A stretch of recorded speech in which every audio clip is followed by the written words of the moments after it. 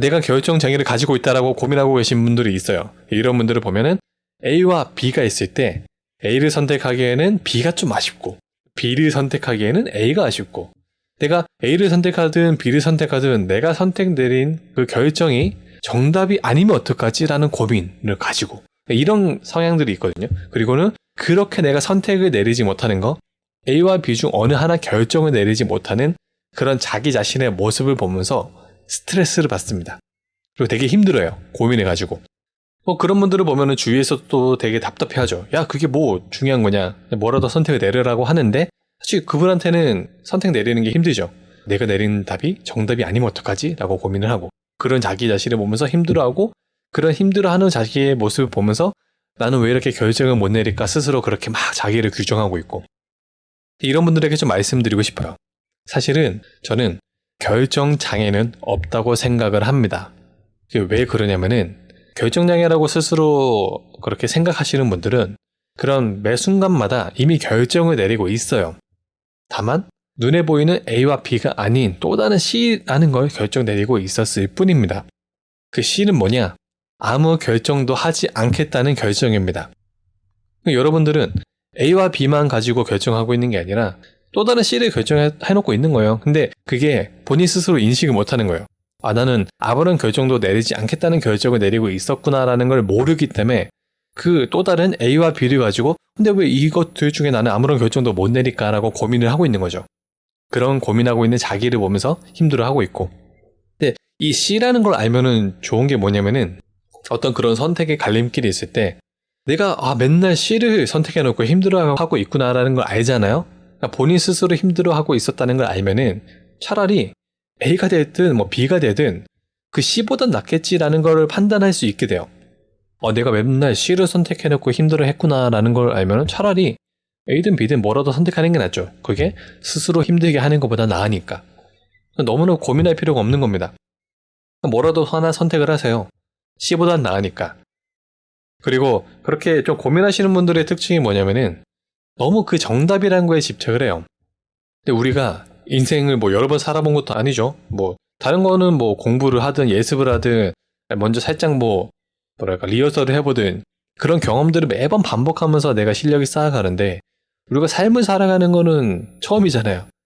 예습해본 적도 없고 근데 그렇게 처음 사는 삶에서 어떻게 매 순간마다 내가 올바른 정답을 내리겠습니까? 그건 불가능합니다. 그리고 그렇게 살려고 하는 태도 자체가 사실은 인생 전체로 봤을 때는 정답이 아니에요. 매번 그렇게 올바른 정답만을 내리려고 고민하고 스스로 힘들어하는 게 어떻게 인생의 정답이겠습니까?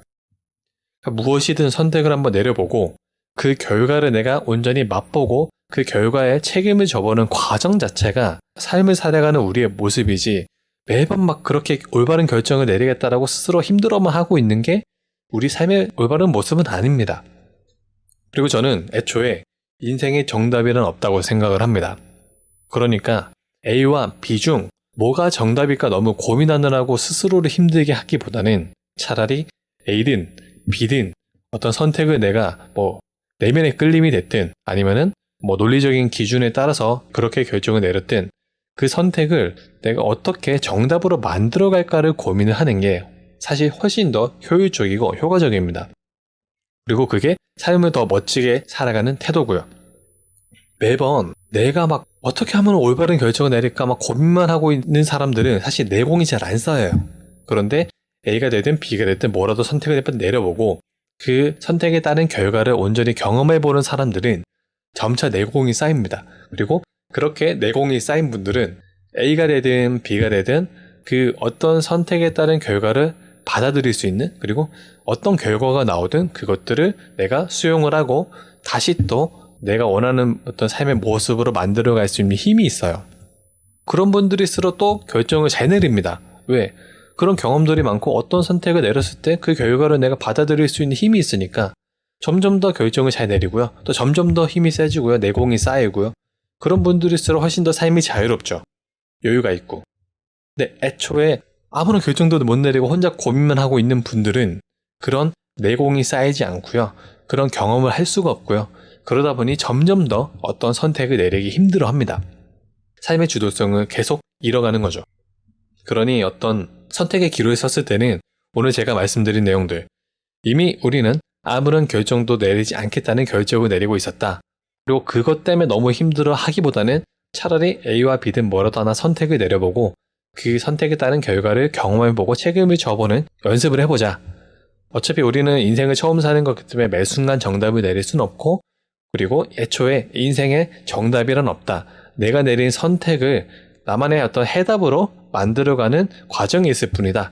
이 점을 꼭 기억을 해 주셨으면 좋겠습니다. 제가 오늘은 결정장애를 가지고 말씀드렸는데, 혹시나 뭐 이것뿐만 아니라 다른 나는 이거에 대해서 좀 고민이 있어요, 아니면은 이 주제를 가지고 좀 어떻게 생각하시는지 들어보고 싶어요 라고 하는 게 있으시면은 댓글로 한번 남겨주세요. 그럼 제가 그 댓글들을 보고 제가 말씀드릴 수 있는 거 아니면 저의 생각을 좀 정리를 해서 다시 영상으로 찾아볼 수 있도록 하겠습니다. 네, 시청해 주셔서 감사합니다.